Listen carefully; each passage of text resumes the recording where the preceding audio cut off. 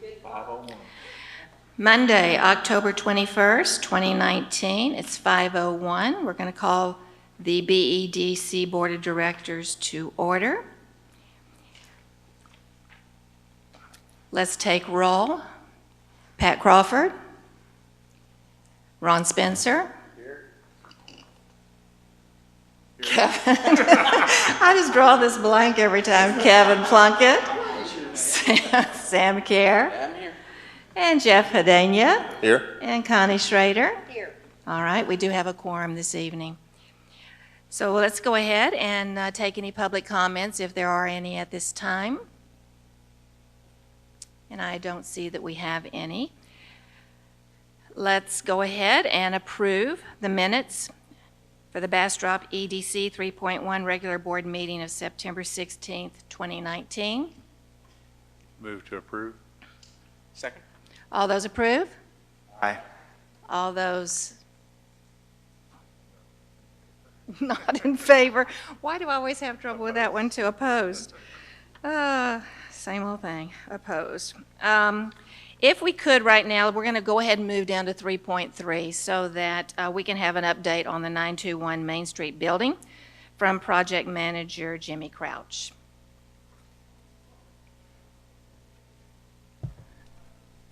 Thank you for moving me up. Sure. So we can just go through the. Is it on, or do I got to turn it on? Just get closer. I know I went home and looked at it on Facebook last time and noticed that nobody could hear me. So I guess we fix that this time. Just going through the slideshow, it will kind of tell a story of what happened in the past month, which visibly is not a whole lot, but a lot of stuff's been going on in the background. So if you can just kind of click through, you want me to do it?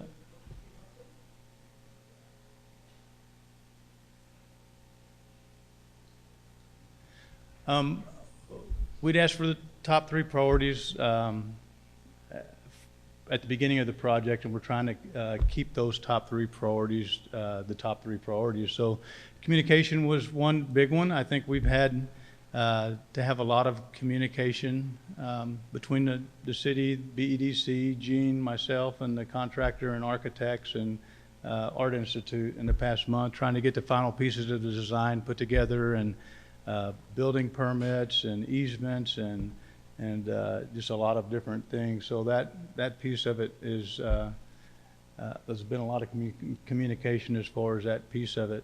The schedule is also a huge item, and we've actually lost some time in our schedule just because of the building permitting process and the documents that we needed to get, and some right-of-way documents and easements that weren't maybe complete or weren't to the level of detail that we needed. So we've had a little snag with that, and that's what it's created about a 3-week lag in our schedule. With each pay application that we get from the general contractor, we ask for a schedule update. We did the same thing with this past month's schedule, and he's sent me an update as far as where we're at and what we can do as far as a recovery schedule to pick up those 3 weeks.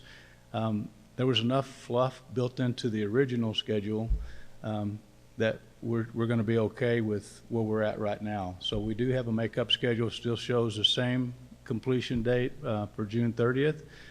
It does start later than we wanted, and it takes the luxury of having some fluff in our construction schedule. So what it's doing is going to leave us not a lot of room for unknown items, which you always kind of carry in your construction schedule. So that being said, we're going to do everything we can possibly do to keep it going smooth, and the city's working with us to get the permitting stuff and everything we need for that moving forward.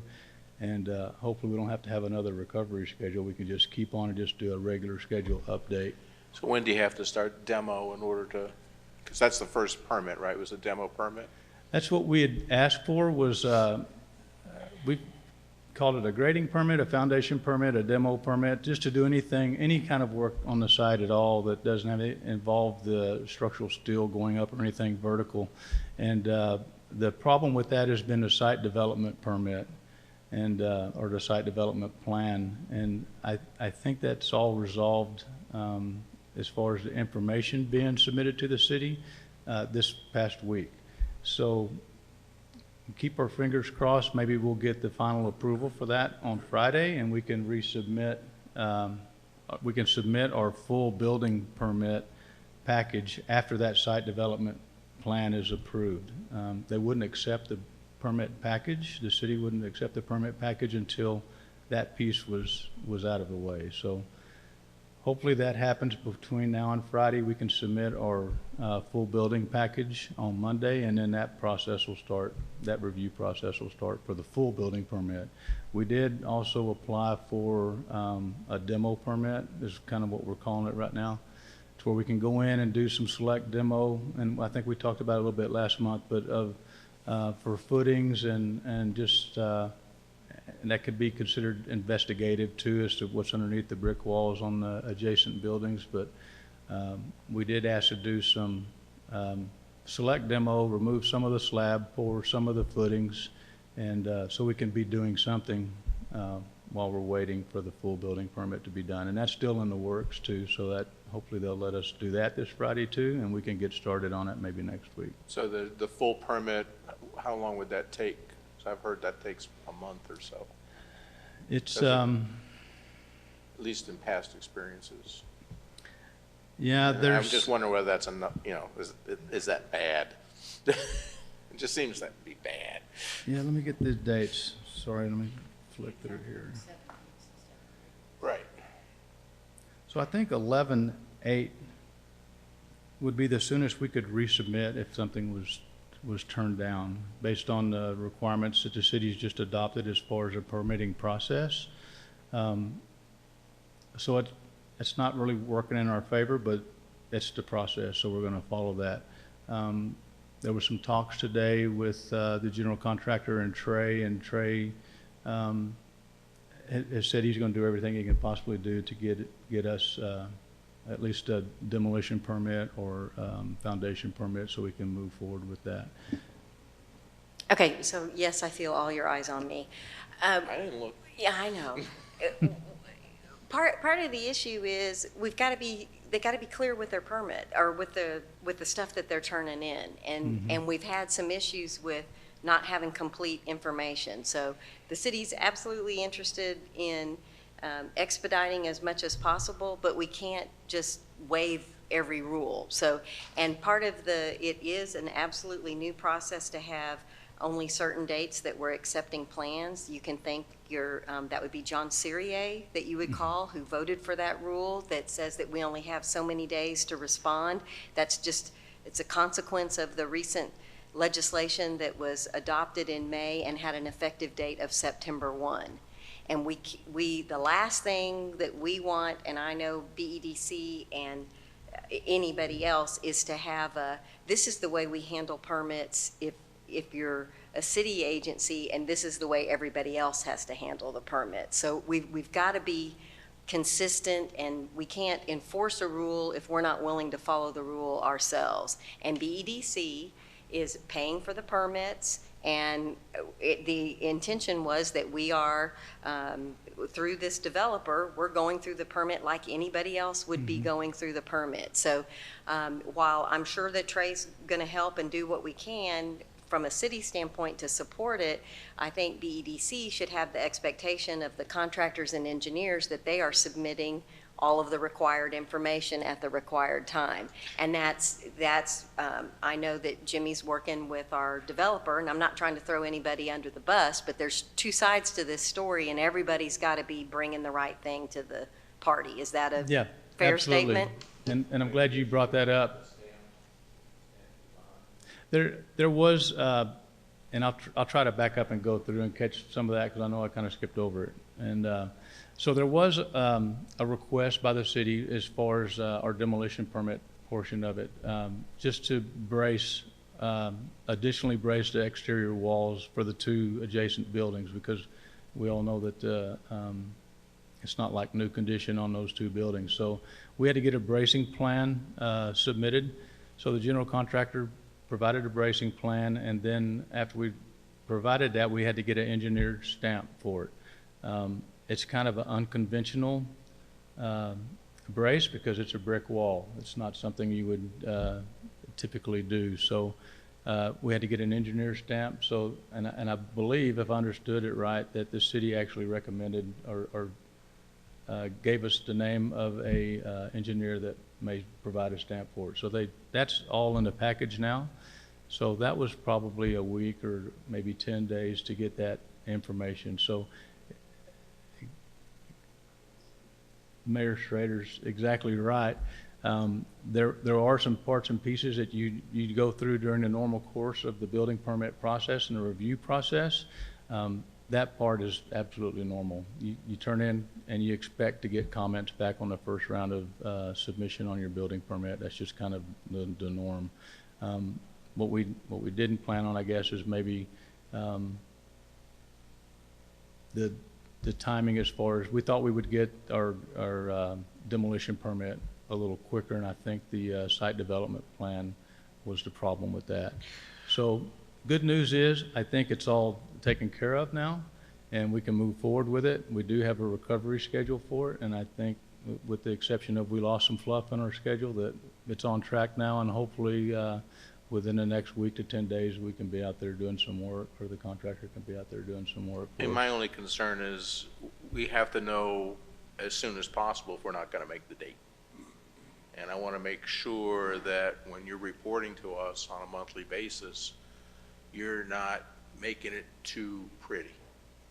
That if we have a problem, we have to know we have a problem, because we have to then go into plan B on what are we going to do for the potential. Yeah, I won't sugarcoat it any more than it needs to be sugarcoated, because I understand the schedule, and when the schedule first came out, I could see that there was some time in there that they could make, and it's contractual. The schedule's contractual that they have to give us one every month with their pay application. So with that, we've just been requesting a recovery schedule. If we're slipping, we'll just request a recovery schedule every time. And I could see the time that was in there that they could just reorganize their schedule a little bit and could have picked up quite a bit of time, and that's really what they did. So it's good that it's in the contract. Because they've got a lot of our money. I want to make sure that we're getting all the work from them too. Yeah, I think most of the applications have been mainly for design services. I don't think it's really been for any construction pieces right now. Just for clarification purposes, going on what you said, Mayor, are we to understand, or maybe I didn't understand it, is there some confusion as to, is the contractor not submitting all of the information or everything they need to submit in order to get the permit? In other words, is it an information deficiency on the application, or is it not following the process since it's so new? What would you, to clarify, what really is the issue of, from the developer's point of view, and from their, getting the information to the city, what is the real issue?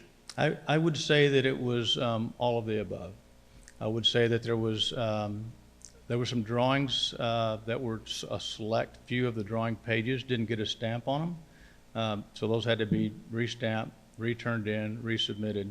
The new process for turning in drawings, there's a certain day that you can turn the drawings in. So from my perspective, that's a little not normal. So that's something that we've had. Yeah, that was adopted by council the last meeting in August, because the law went into effect on September 1st. So that's something that nobody has dealt with before. So you would, in a normal, if there is such a thing, you'd submit them, somebody'd say, hey, you're missing some stuff, and you go, oh yeah, I'll get it, and I'll get it right back to you. Well, we can't do that because of the other things that we're being held to. So I think that's out of the ordinary and kind of a new learning curve for everyone. It is, and unfortunately we fell on the learning curve. So bad timing. If it had been done, a month or 2 months ago before this was adopted, and we could have had our permit in place, and we wouldn't be sitting there talking and I can about it. understand new process is always more difficult to overcome. I just want, I guess, peeling the onion down just a little bit, I want to make sure that that the developer is not having an issue submitting the proper information, because that's what they do for a living. It would not be in our best interest if they're not on top of their game, submitting it in a timely fashion. And if they're forgetting stamps on pages, and I don't know, I'm just hearing this for the first time. I just want to make sure that they're coming with their A game, because our time frame, to Sam's point, we're running out of time frame, and, Yeah. and we're right early in the process. The documents, and then too, any time that you change a document or with the site development plan that's been requested, anytime you change that, it's not just somebody just sits down and in 5 minutes they go through their computer and they just change it, and you have to go through a lot of drawing review, a lot of document review to make sure, especially on the site development permits. When you're giving somebody an easement through your property, you have to make sure that there's nothing wrong with it. So I think just going through that process too hadn't been the quickest thing, and we really couldn't move forward until the site development plan was approved, and we knew that going in. It's just taking a little longer to get the site development plan and all the easements finalized than what we thought originally. So, and I think the process being new to the city and us submitting everything to the city has been a new process. So,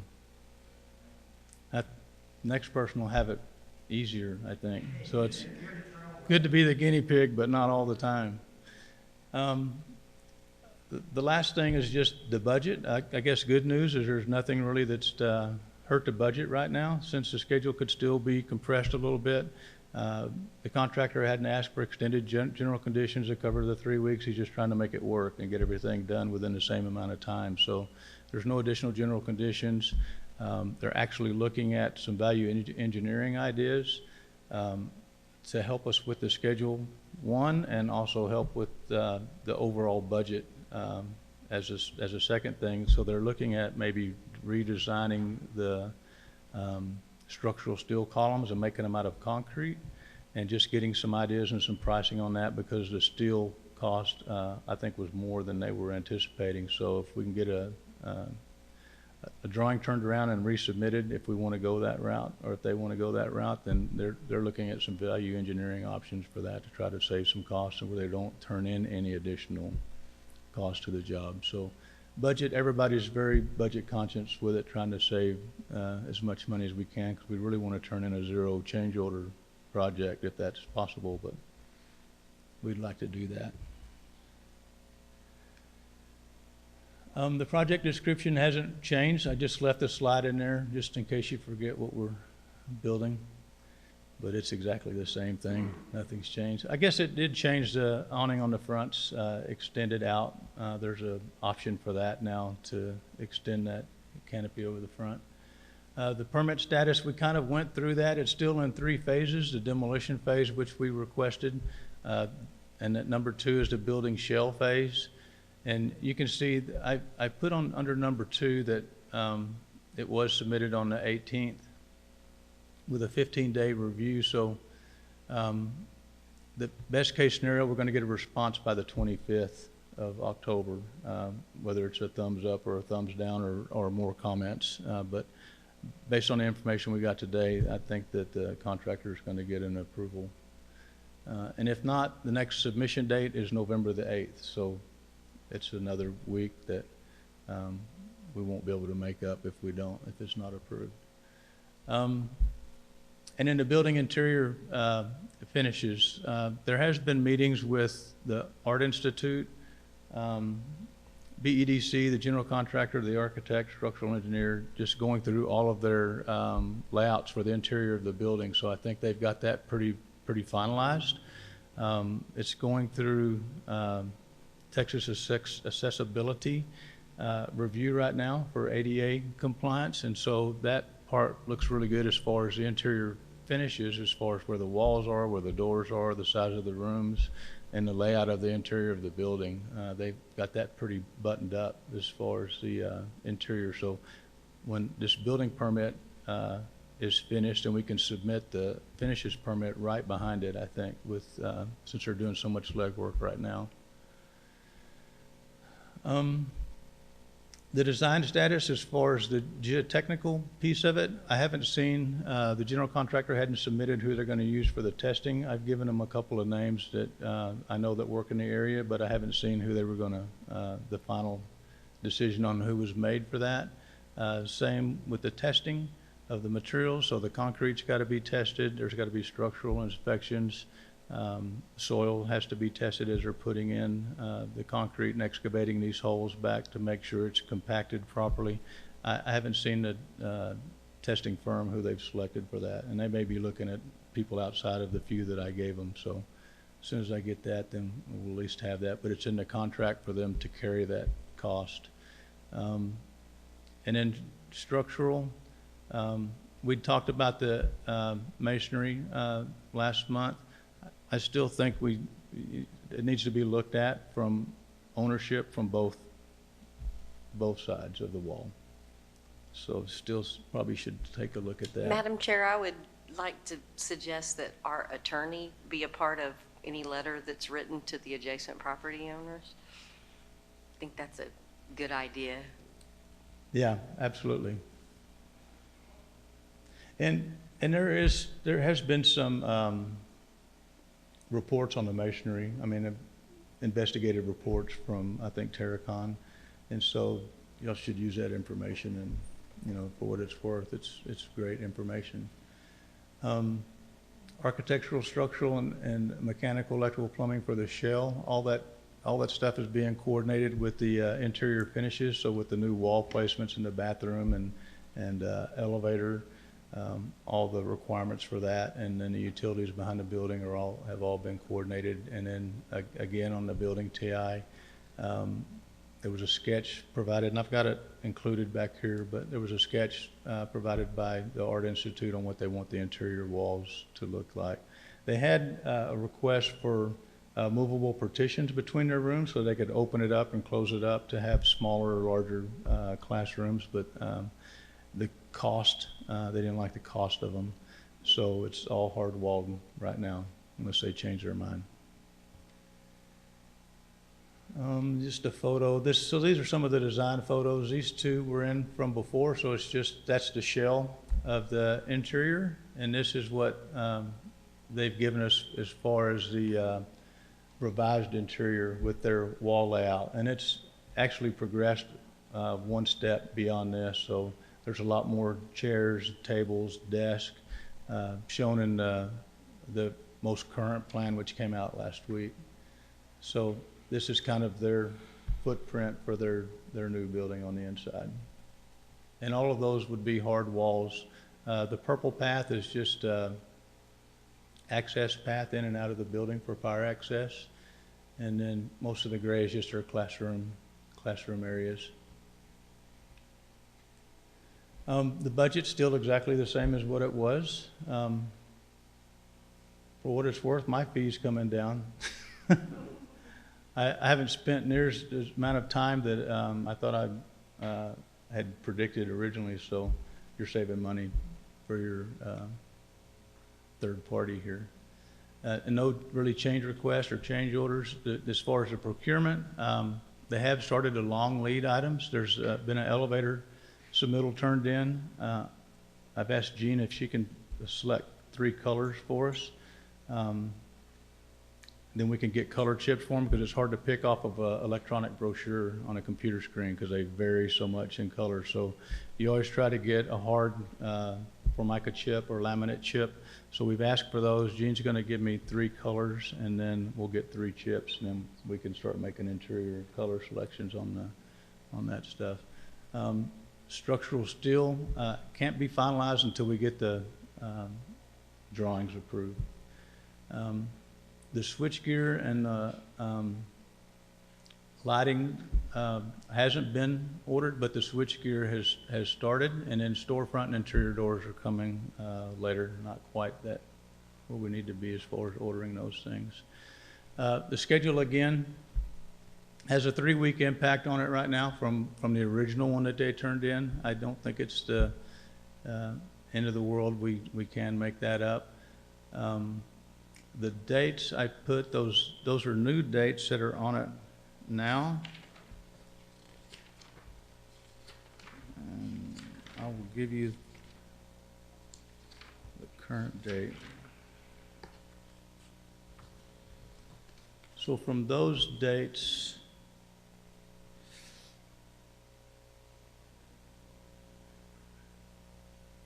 the building permit, what we've got in the revised schedule is actually going to be November 26th, and that was based on the revised schedule.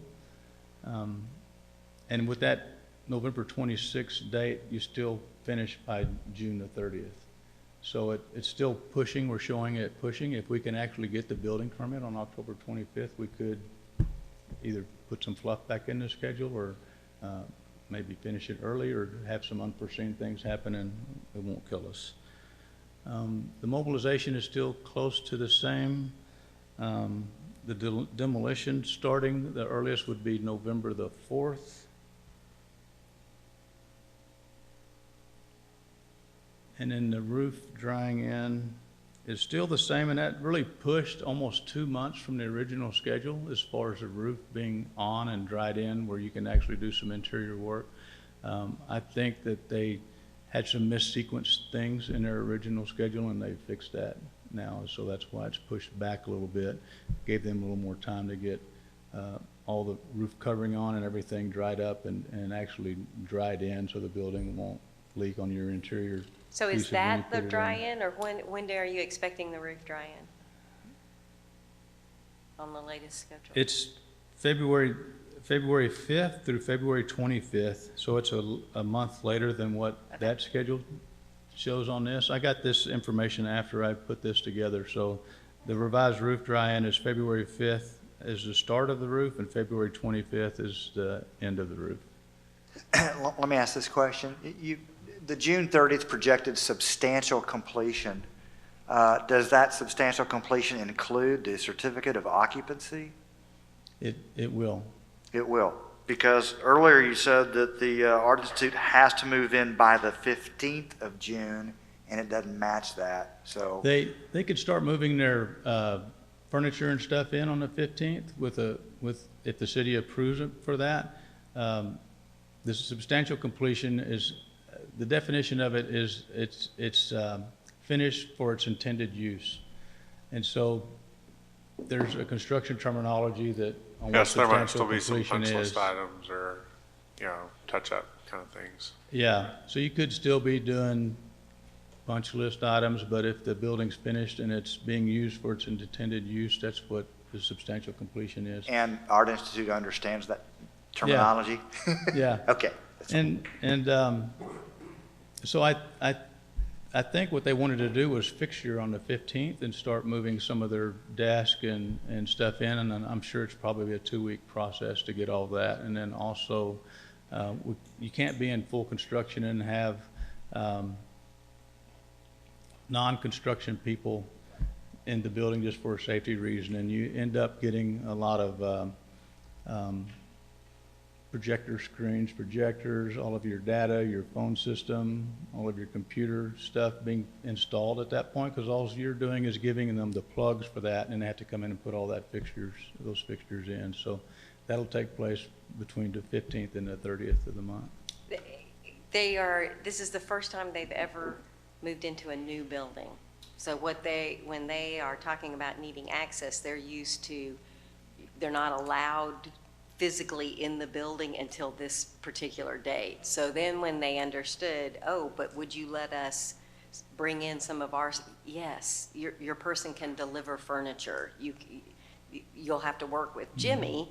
And to his point, no, your secretaries can't sit in the hall while we're trying to finish installing lights. But yes, you would have access to the building. And from a city standpoint, you can't have class before the CO, but you can be putting in what you need to be able to have class. So there's been a little bit of a learning curve for them because they're not It's not used to open to moving the into a public. brand new building. But you Right, can go in I and guess my fix only concern was as long as they understand that and we're all on the same page, I don't want them to look at this and go, well, wait a minute, we got to be in on the 15th and that says the 30th. I just, Yeah, From the general contractor's liability standpoint, when they do come in and do those fixtures and stuff, they're still gonna have to wear all their protective gear. So that's usually when you have your problems, because people come in shorts and flip-flops, and then you're making them put on regular shoes and work pants and sleeve shirt and a hard hat and glasses. And so that's usually, those people aren't typically used to doing that. So that's where that's the biggest thing of the whole thing, is trying to keep your safety protocol enforced when all that's going on. The certificate of occupancy, that hasn't fallen under this new law, has it, where it has to be in on a certain date? It's going to have to meet all the life safety requirements, and all the inspections will have to be signed off. And there's not really a kitchen, so you won't have the health department involved, I don't think. But all of your mechanical, electrical, plumbing, all the test and balance for those pieces of equipment, and all the electrical has to pass full inspection. So you can get a temporary certificate of occupancy. And again, with that temporary certificate of occupancy, you can generally have those people putting the fixtures in under that, as long as they have all their safety stuff on. So sometimes that lasts from 2 weeks to 30 days when you get a temporary versus a full certificate of occupancy.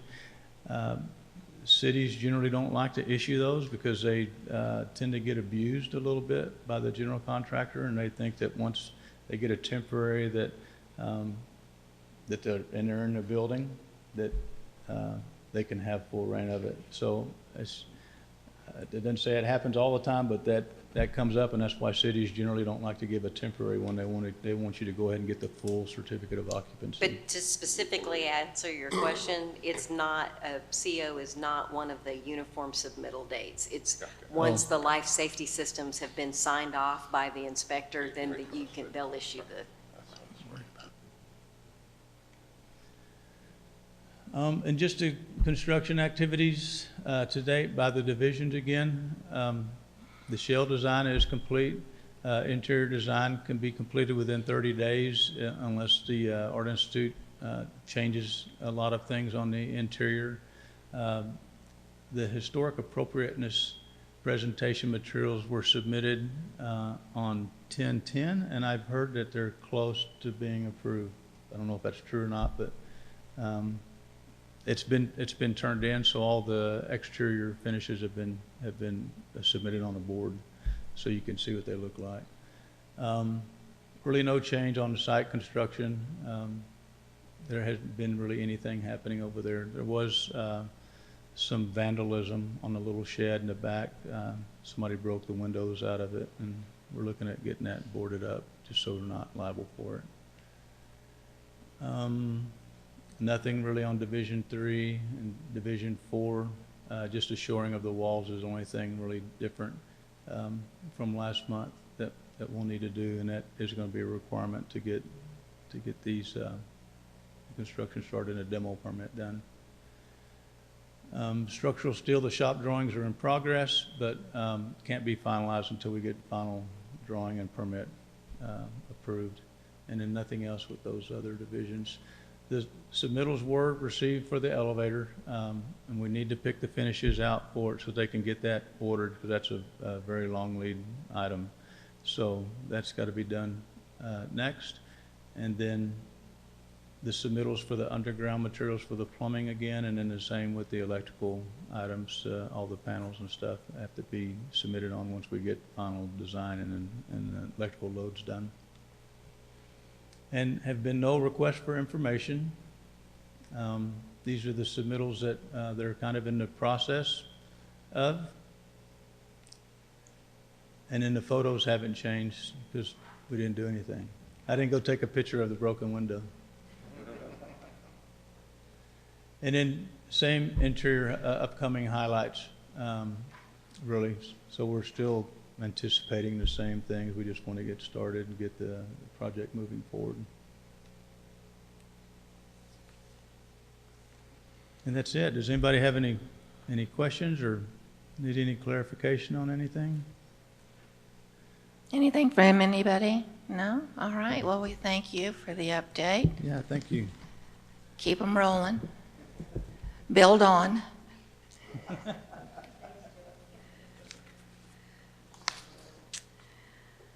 Okay, so why don't we go ahead and do 3.2, acceptance of Bastrop's EDC financial summary report for period ending August 31st, 2019. September financials will not be available until the fiscal year is closed by the Finance Department. Angela, I think you're going to do this, right? Yes, ma'am. Good evening. Okay, I am not going to read these verbatim. I'm just going to pick out a few things of note. As you just said, September will not be available until they close out the fiscal year, which we anticipate possibly November, probably more like December. We can certainly provide a preliminary set of financials next month if you so choose.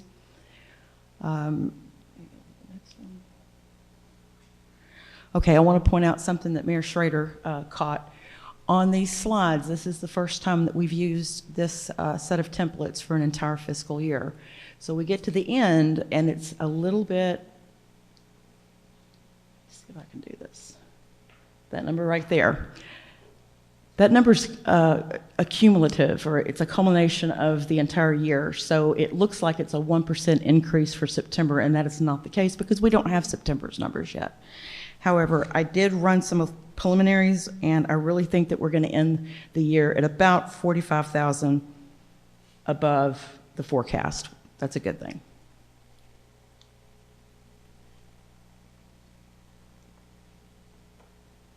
Okay, on this one again, we're going to be ahead of forecast by 14%, unless a significant amount changes in September. On this one, we are way ahead, and that is mostly because of all of the projects that have been postponed, such as the MLK project. We're doing an interlocal agreement with the county, so that has delayed that project getting started, and we expect the 921 Main project to get started soon, and then the trail should be getting started pretty soon. So a lot of that's been bumped until next fiscal year, so that explains the huge difference in between. But in September, we made another payment on 921, right? We've made more than 90,000. I believe that is correct. And those would be in the preliminary financials that I can get for you.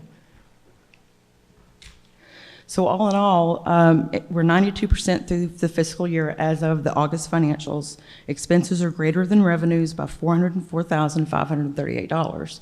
But if you can remember, when we passed the budget a year ago, we passed it at 1.3 million expenses over revenues. So that's not a great surprise at all. I'll go back to that. Well, that happens to me every time. So that's a negative 404, but that's like a third of what we thought we were going to end up at. So I think we're fine. I don't think any surprises are going to be coming out in September. And we will be changing this template. Not only are we going to be updating it with the new brand, but with the new executive director coming on, we are expecting some new changes that will make more sense at the end of next fiscal year. So do y'all have any questions about that? Okay. Anybody have any questions? Make a Okay, motion to accept the financials? Thank you. Do we have a second? Second. All those approve? Aye. All those opposed? Passes unanimously. Thank you. Let's see. Why don't we go ahead and do our executive session? Okay. Bastrop EDC Board reserves the right to convene into executive session at any time during the meeting regarding any agenda item in compliance with the Texas Open Meetings Act, Chapter 551 Government Code. 4.1, the Bastrop EDC Board of Directors will meet in a closed executive session pursuant to the Texas Government Code 551 to discuss the following. Section 551.071, consultation with attorney, request from AEI Technologies for final reimbursement. Section 551.071, consultation with attorney, and Section 551.087, deliberation regarding the commercial or financial information received on potential projects, Project Paint by Number, 921 Main Street Project, and Project Q-Bert. Section 551.071, consultation with attorney. Section 551.072, deliberation about the purchase, exchange, lease, or value of real property.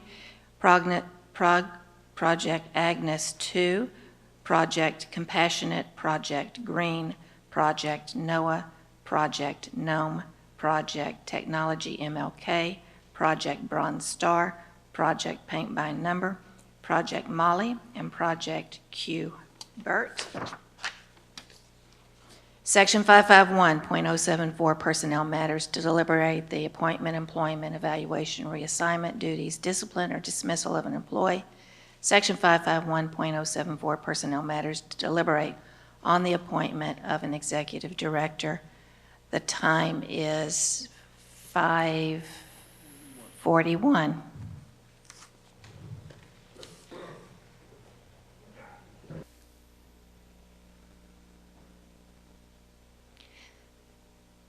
The time is 7:27. I can't see that far. 7:27, and the BEDC Board reconvenes. At this time, we would like to take consideration and action from our executive session with a motion. Do we have a motion? Yes, I would like to move that we approve resolution number R 2019-0023, a resolution of the Board of Directors for the Bastrop Economic Development Corporation authorizing the hiring of an executive director. Whereas the Bastrop Economic Development Corporation, BEDC, is a public instrumentality and nonprofit industrial development corporation, duly established and operating under the Texas Local Government Code, Chapters 501 and 505, as amended, known as the Development Corporation Act of 1979, and whereas in accordance with the bylaws and to fulfill the public purpose of attracting qualified projects under Texas Local Government Code, Chapters 501 and 505, as amended, the BEDC approves the hiring of an executive director for the BEDC, and whereas after careful evaluation and consideration by the board, it is determined that Cameron Cox shall be hired by the board to serve as the BEDC's executive director with all authority allowed under the Texas law and the BEDC's bylaws to be effective October 22nd, 2019. Now therefore be it resolved by the Board of Directors of the Bastrop Economic Development Corporation that Section 1, the board hereby finds that all of the recitals above are true and correct and are incorporated herein as if restated in full. Section 2, the board hereby finds that the hiring of an executive director is necessary for the BEDC's proper attraction and advancement of qualifying projects under the Texas Local Government Code, Chapters 501 and 505. Section 3, the board hereby authorized Board Chair Catherine Nash to execute an employment contract with Cameron Cox to fulfill this purpose. Section 4, the resolution is effective upon passage. Do I have a second? I'll second that. Before we take a vote, I'd just like to say that we have identified an individual that we have complete confidence in. It's not just the expertise. He has been working with us now for about 1.5 years. We depend on him heavily. And what really attracted us to Cameron Cox is the fact that he loves a community. And he feels it's his responsibility to serve a community. So with that kind of dedication and that kind of commitment, we are very excited to vote on Cameron Cox as the next executive director of Bastrop EDC. All those in favor? Aye. Opposed? And it passes unanimously.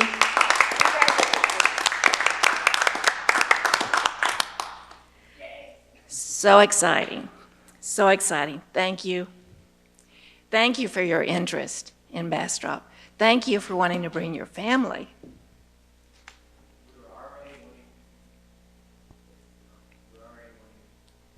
We were already wanting to come here, so I want to thank each of you. This is truly an honor. This really is one of the proudest days of my professional career. And I want to say that working with you is going to be the highlight of my career, as long as with this wonderful staff. And it truly is a privilege to serve Bastrop, and I really hope that I exceed any expectations that the board may have. Thank you. So, I'll still babysit.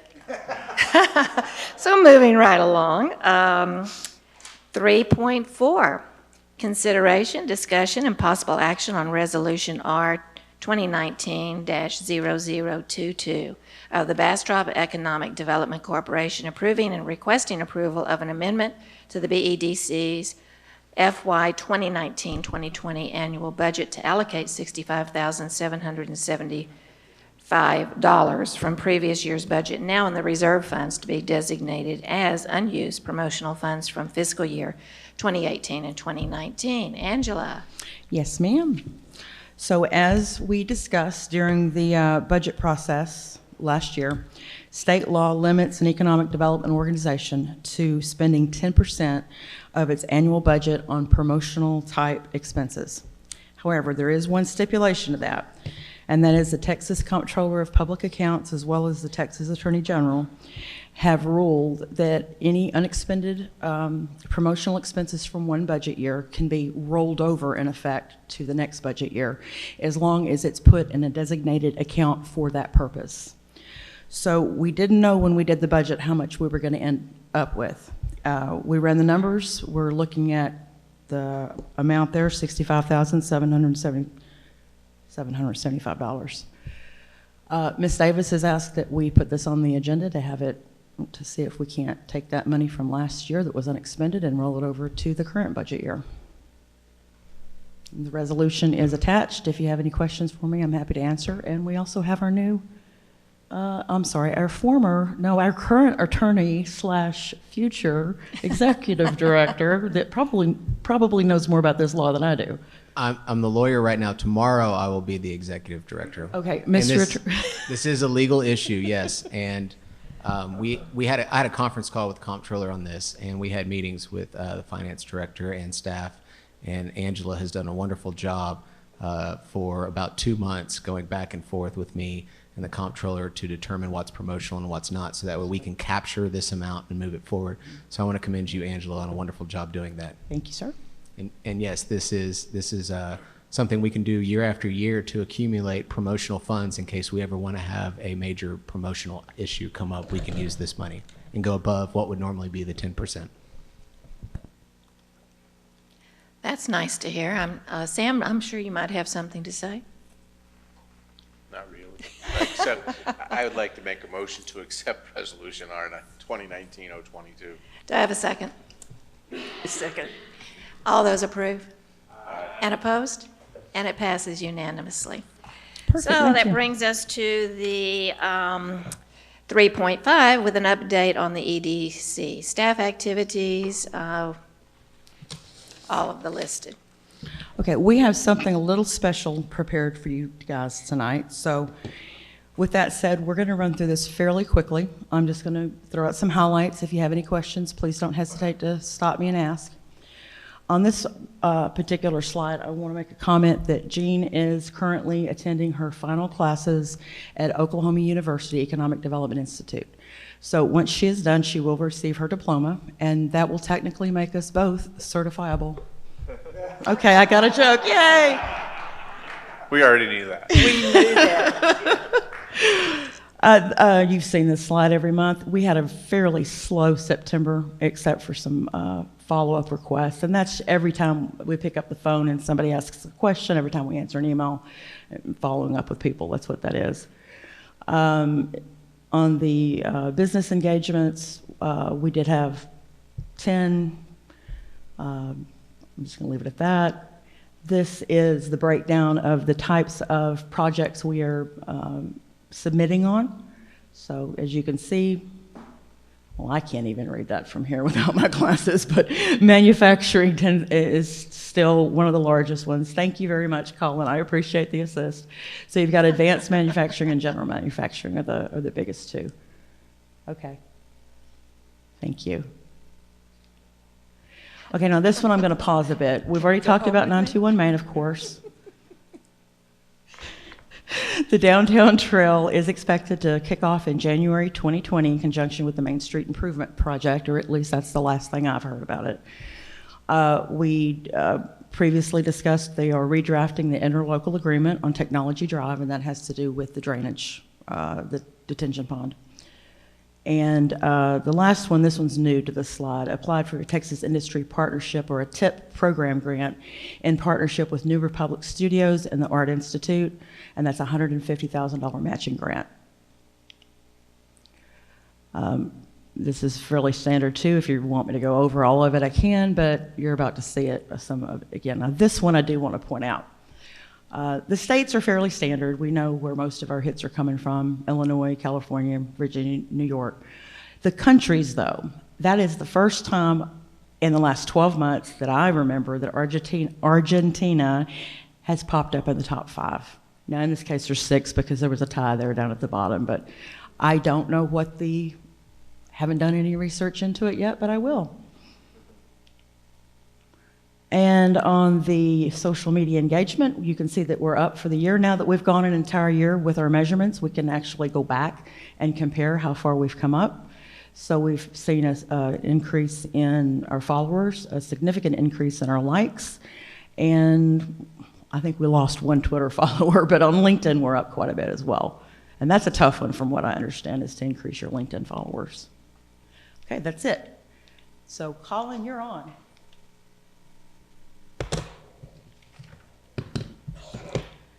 We decided with the wrap up of the fiscal year, this would be a good time to go over everything the BEDC team has done together over the last year.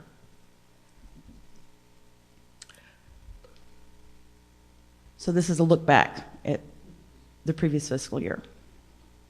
Under projects, these are just some of our successes. Agilent had a 15,000 square foot expansion.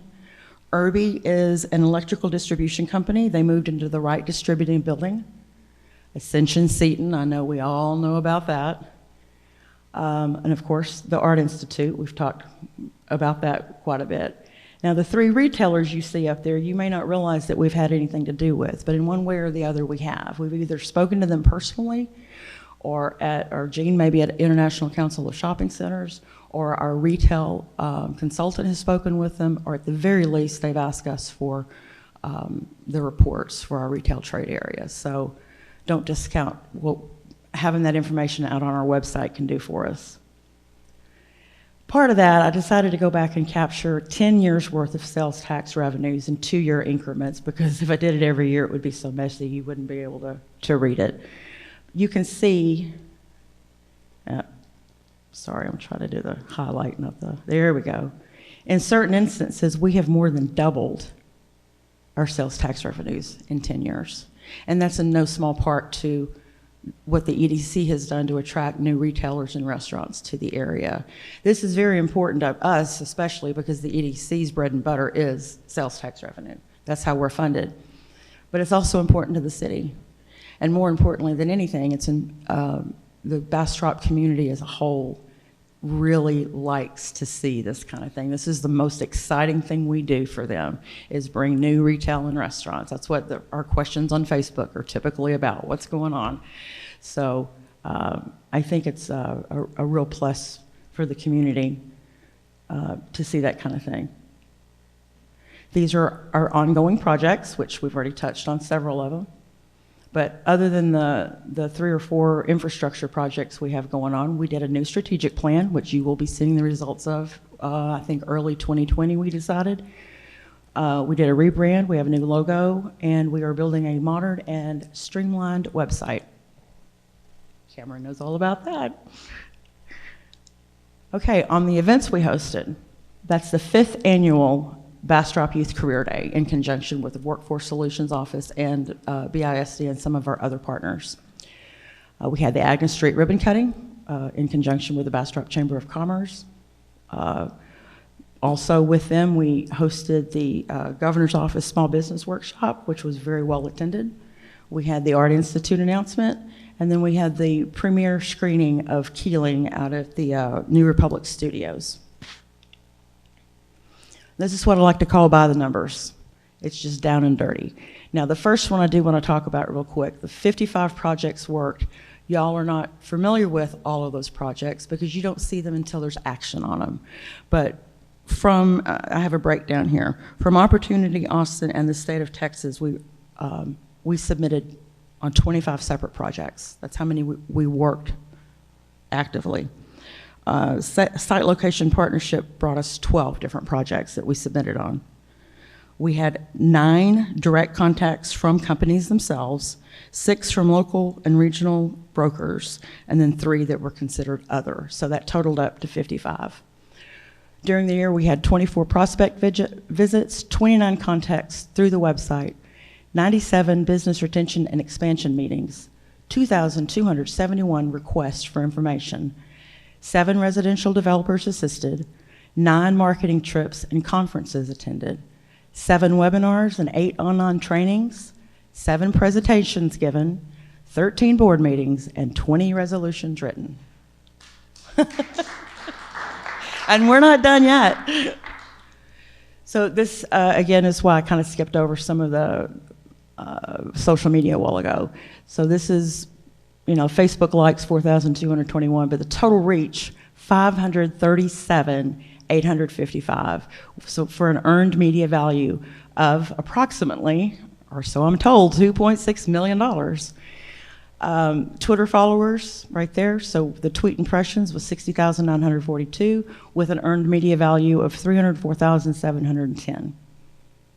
And now we're on actively on Instagram. We've already got 255 followers. Not quite up to Jennifer Aniston's yet, but we're getting there. Okay, a look back. Videos. We had 14 videos, 26 interviews and guests, 81,458 views total. Those topics included bioscience, education, film industry, niche manufacturing, education, and small business. These are some of the videos that we have put together throughout the year. They are on Facebook, they're on our website. We've gotten quite a bit of attention from them. This was, again, the Keeling premiere. 2,069 clicks, comments, reactions, and shares, 16,564 video views, earned media value of $122,000. Website performance. 31,861 website page views, 13,967 unique visits, 12 blog posts with 4,600 total views. Topics included local businesses and events. Now, to put that into perspective, last fiscal year, I ran the numbers this morning, we had 27,154 unique visits and only 8,284. I'm sorry, that didn't print out right. 8,284 unique visits and 27,154 page views. So we're up like 69% on our unique visits just in 1 year. This is some of the news coverage we've had. 18 news stories between print and broadcast, 5 front page articles, and 5 news outlets. So I don't know if you can see that very well from here, but that was the Bastrop in the Boomtown 2040. That's that K-View series. There's the Seton Hospital announcement, the Art Institute announcement. That is our new logo and brand, if you will. And those are different things that we can do with it. We really like the Bastrop opportunities. It's a little tough to say. Bastropism, we're working on it. But those are some cute little things that we can do with the new logo. Now, one more thing. Let's see if I can get this to work since this is not my wheelhouse. There we go.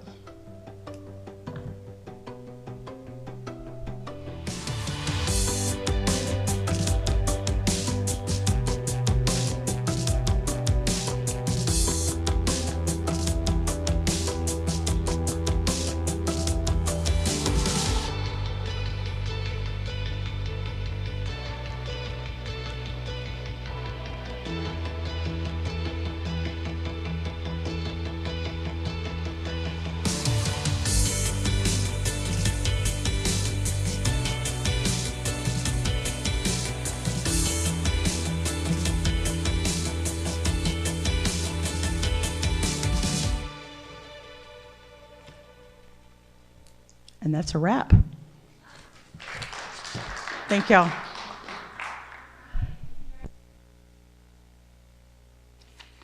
And with that, I think we are pretty much done for the evening. So we're going to adjourn at 7:46. Thank you very much.